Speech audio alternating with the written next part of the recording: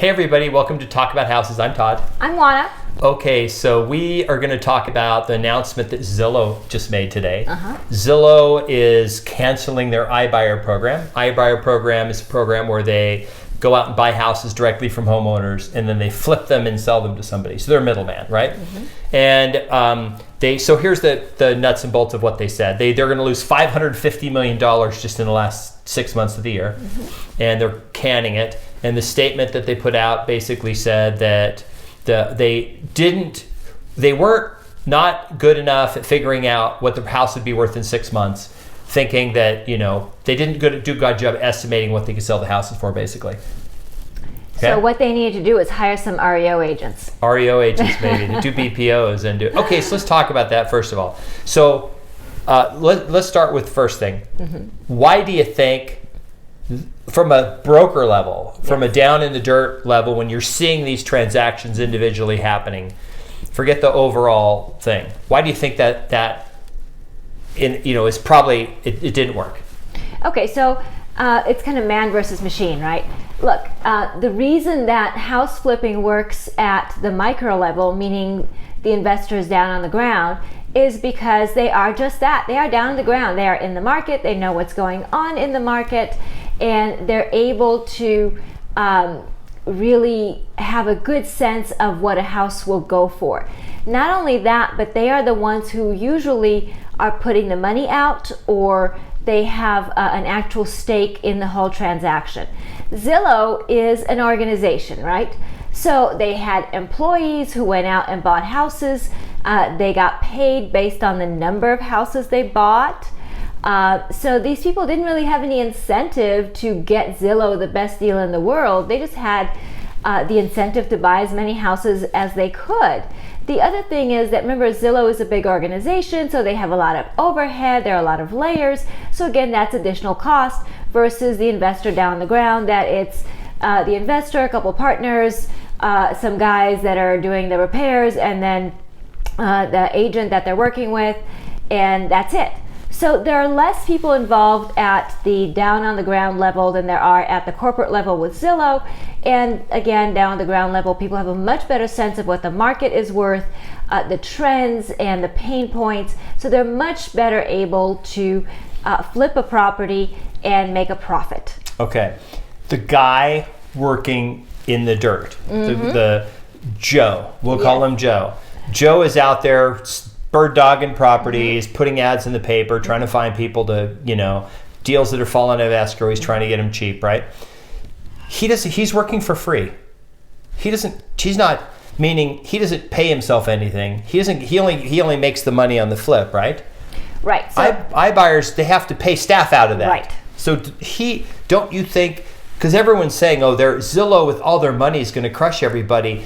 But do you think that in this case, scale actually hurts them? Scale absolutely hurts Zillow in this case, because like I said, there were just too many layers. There were too many hands in the pot to make this profitable. And to your point, Joe working in the dirt, so to speak, Joe doesn't get paid unless the transaction actually makes money. Okay. Everybody that works for Zillow gets paid whether the transaction makes money or not. So it's a different incentive model. The person working in the local market is much better capable of putting together a sound deal and making money at it than somebody who is far removed. There are lots of hands in the pot, and there's not the same sort of incentive where if I don't make money on this deal, I don't eat. That simply does not exist with Zillow. Okay, let's talk about this. You're a homeowner, mm-hmm. and the number I heard was that 98% of the people who applied mm-hmm. never ended up going under contract. Right. Okay, so, and about 2%, they actually did sell your house. Okay, so let's say you're a homeowner, and you go on and you go, wow, and it could be any iBuyer. We're kind of talking about Zillow, but it could be any of these companies that are doing this en masse. And they go, because chances are if you're putting it on Zillow, you're putting it on Opendoor and all these other companies mm-hmm. too, to see who'll give you the best deal, right? If somebody gives you a really good deal, like a really good deal, uh-huh. maybe it's because they screwed up, and right? Is it possible they overpaid for the house than what a normal flipper would pay?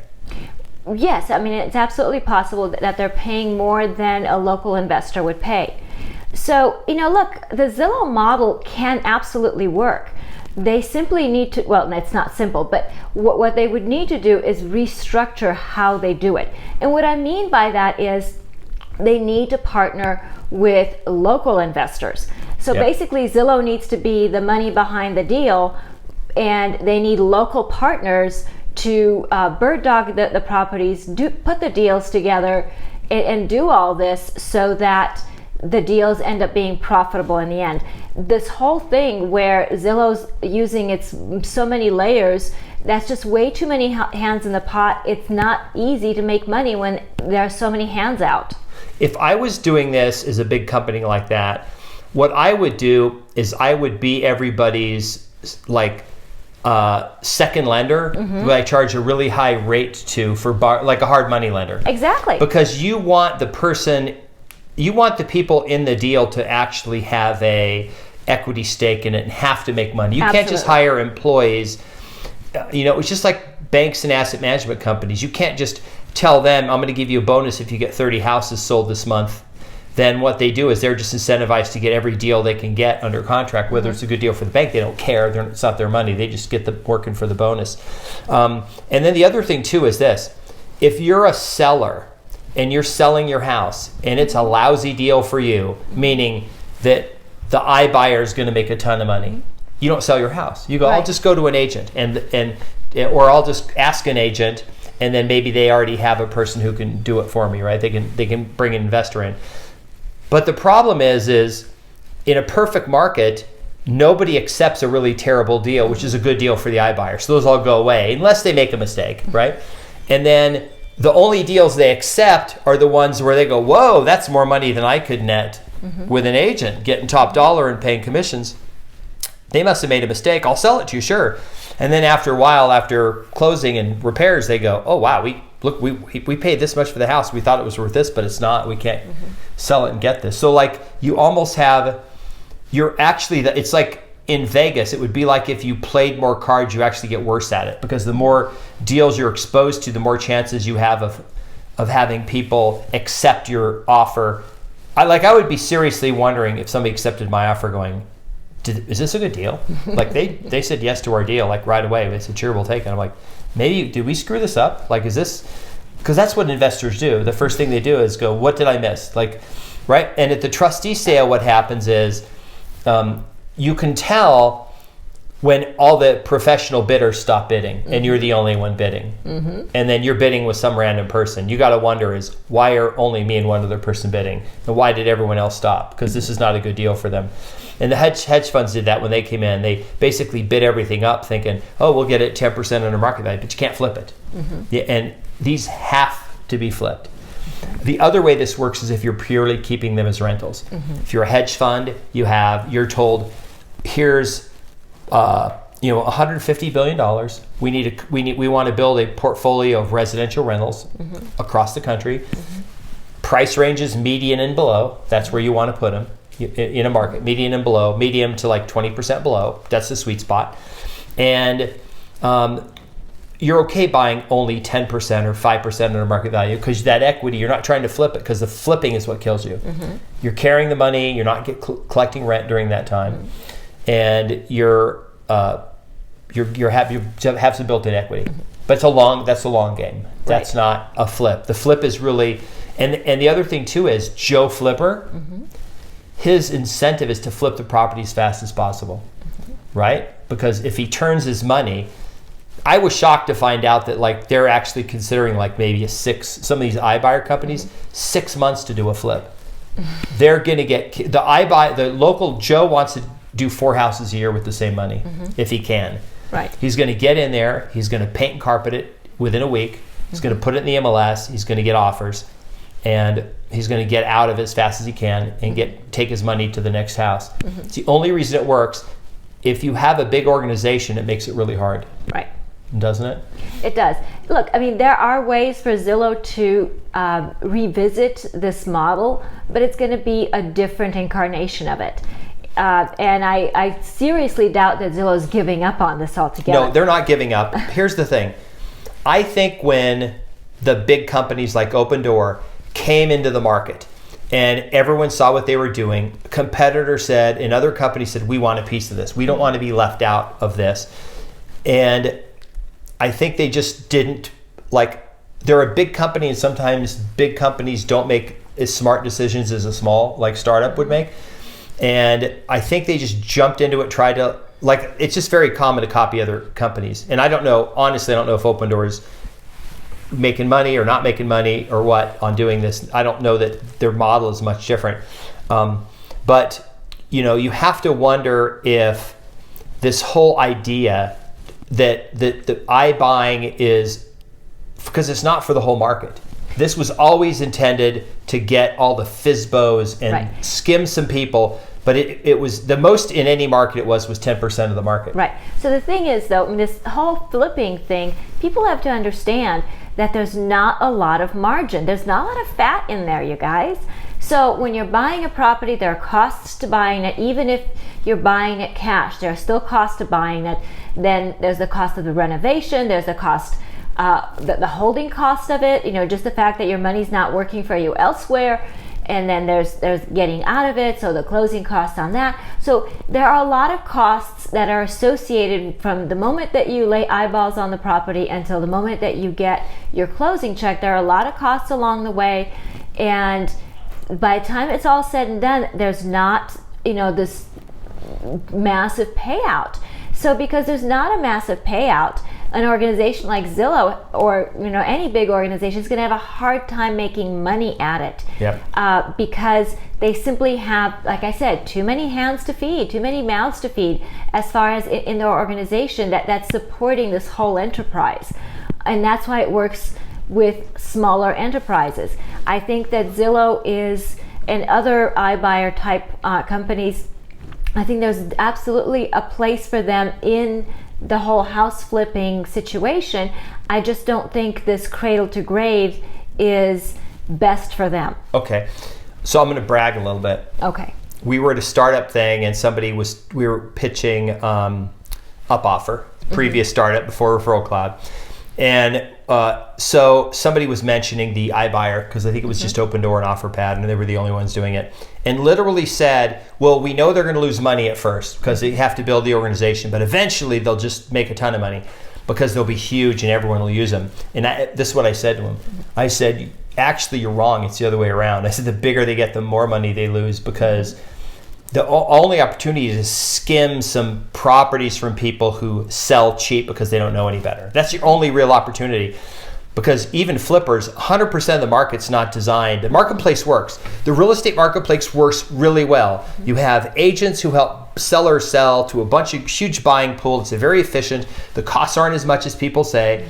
These iBuyers have a huge cost. They still have to pay all the people. They have all these other costs as well.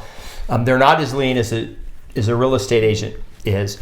And they could never tackle the whole market because the whole market is over $1 trillion a year. And these companies don't have $1 trillion a year, $1 trillion of cash to keep flipping houses. You need over $500 billion a year. And there's a few billion. There's maybe 5 billion out there doing this in total, right?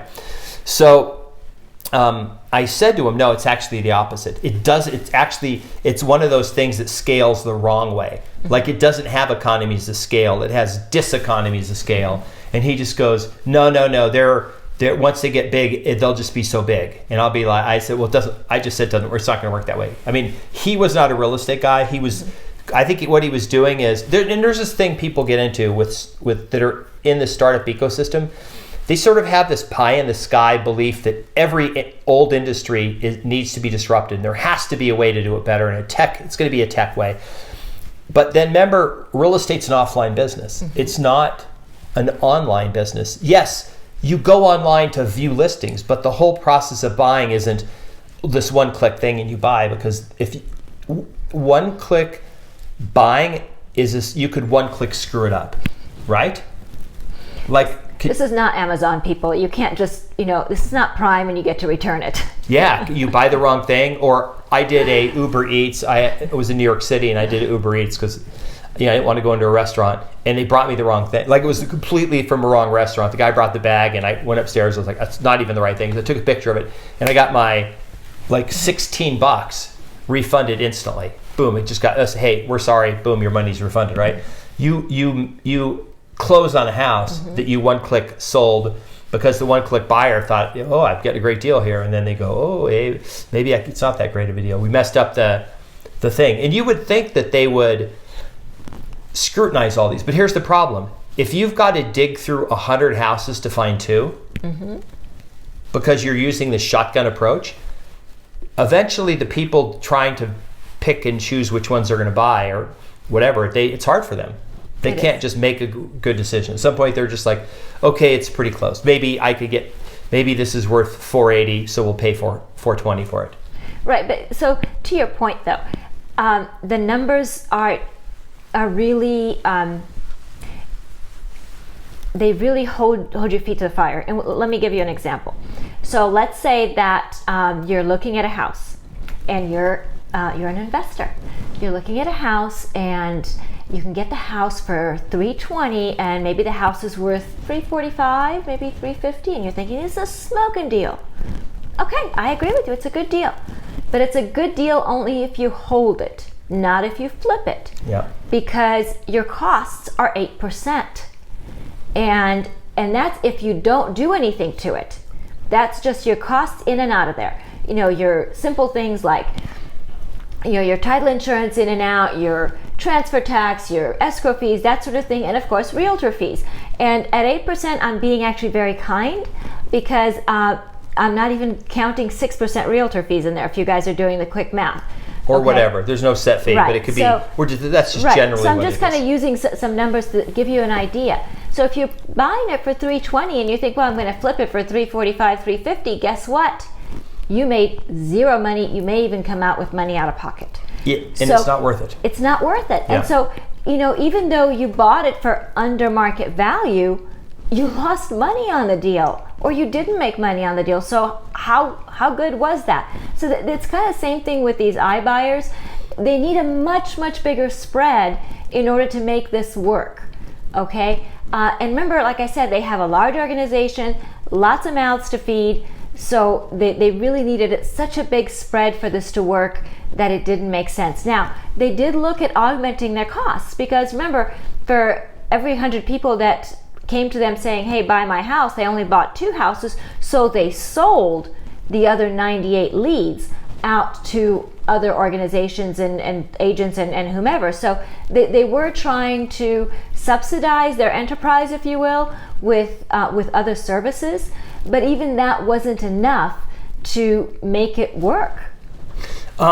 We are not rooting against Zillow, Opendoor, or any iBuyers. Not at all. They just need to restructure how they do it. We completely respect their businesses. They're trying to make some money. They're trying to find a better way to, because real estate is very fragmented. The whole purchasing, there's not a lot of transparency in it, but it was never a problem that there wasn't enough money. See, that's the big thing that I think a lot of people think is, they're like, oh, well, they just pay cash. They just have the cash and they just buy cash. It's really easy. And it's like, oh, really? So how fast do they close? Oh, they close in like 45 days. I'm like, if you have someone who's seriously buying your house and they can't close in like 2 weeks with cash, then you don't have an actual cash buyer.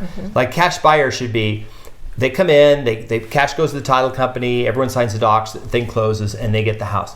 Because you don't want a long escrow with a cash. The only reason you have a long escrow normally is, and why people get upset when they sell their house is because a loan takes a long time.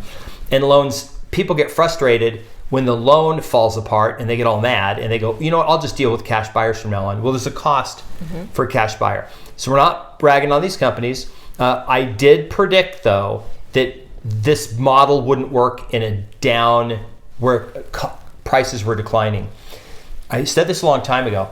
They wouldn't work where the prices are declining, and prices aren't really declining, but it's already like the perfect time for flippers when prices are going up, because you're acquiring properties and a couple months later you're selling them. You're always going to make more money.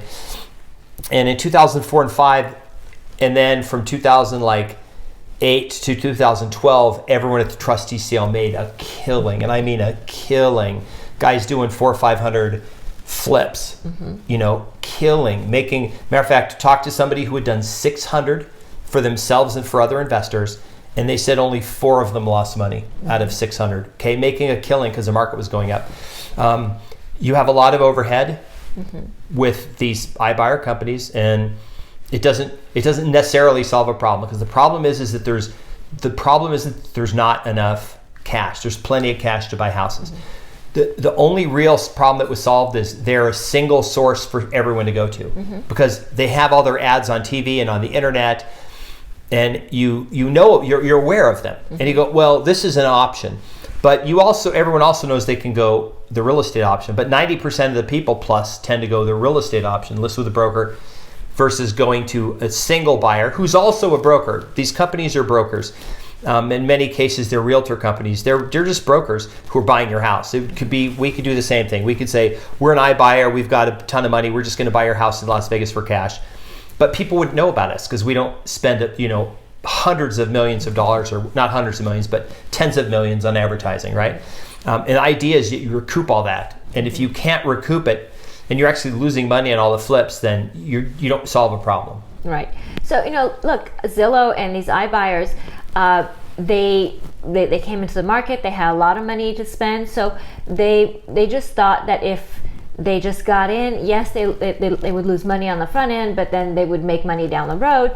And it didn't turn out that way. And my hat's off to them for recognizing it and saying, hey, let's put the brakes on, let's stop what we're doing, and we'll revisit the whole thing in a different incarnation that makes better sense. So I have a lot of respect for Zillow for having the strength to say, this isn't working, let's redo how we do business. The other thing too is other companies who are in what I call the startup venture funded ecosystem. These are companies that have raised money and are trying to prove their business model works. And it's not their money. They've raised it from funds and from big companies, and they're going to probably push through and try to fix all their little inefficiencies in their own processes to try to make this work. But because they have to, they don't have a choice. If they shut down, they're gone. Like Zillow's not gone, because Zillow's also a web portal. They sell leads to agents. That's how they make most of their money. That's how they make all their money. And then people go on there and say, I want to see this house, and then Zillow sells that lead to a real estate agent. That's how they make. If you go on their thing, you'll see how that's how they make their money. These other companies don't have that. They're only making their money on these flips. They have it's not like they can really pivot to anything. They don't have Zillow's tech. Zillow's tech is amazing. They don't have Zillow's tech. The tech that these companies have literally is a website that they put up that's it's just a huge lead capture site with a bunch of advertising behind it. They really don't have a ton of technology making the and they'll tell you, oh, well, we have technology that makes a transaction easier. Well, what's the technology? We have a website that people go on and they say they want to sell their house, and then via email we respond to everybody. That's not technology that solves problems. They're using automated valuations that everyone in the world has access to. So it'd be interesting. Obviously, the other companies are going to keep doing it longer. If the market turns, though, I think this is going to take out some of these excess competitors, because it's just going to be harder. They're not going to want to put money up, and they're not really disintermediating anything if the market's declining, because it's even harder.